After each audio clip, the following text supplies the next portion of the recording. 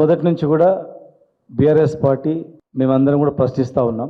6 నెలల్లో చట్టబద్ధత కల్పించి రిజర్వేషన్ ఇస్తామన్నారు. 6 నెలల్లో ఏదైనా ప్రయత్నం జరిగిందా? ఒక్క ప్రయత్నం అన్నా?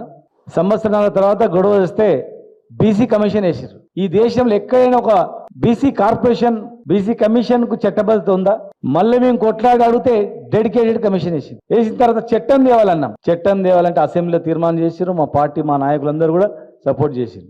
ఢిల్లీకి లెటర్ పోకముందే వీళ్ళకి తెలియక ఢిల్లీలో పోయి పెద్ద మహాధర్నా పెద్ద సభ పెట్టింది. అక్కడ సంఘాలను కలుపుకొని తీరా చూస్తే గవర్నర్ సంతకం కూడా కాలేదు. ఆ రోజుకి గవర్నర్ సంతకమే కాలేదు. మీరు ఇంత అడావుడి చేస్తున్నారు, మరి ఏం జరుగుతుంది అంటే సంతకమైపోయింది. కానీ ఒక్కనాడు కూడా ప్రధానమంత్రిని కలిసి అడగలేదు. మా ఎంపీ రవిచంద్ర గారు ఎన్నోసార్లు అక్కడిని ఆగిపోయాడు. వస్తారేమో, ఢిల్లీకి వస్తారంటే మళ్ళీ పిలుస్తారేమో పోయి తీసుకొని వెళ్దామని. ఆ ప్రయత్నం కూడా జరగలేదు. బీసీలను పచ్చ మోసం చేయడానికి స్వాతంత్రం వచ్చినప్పటి నుంచి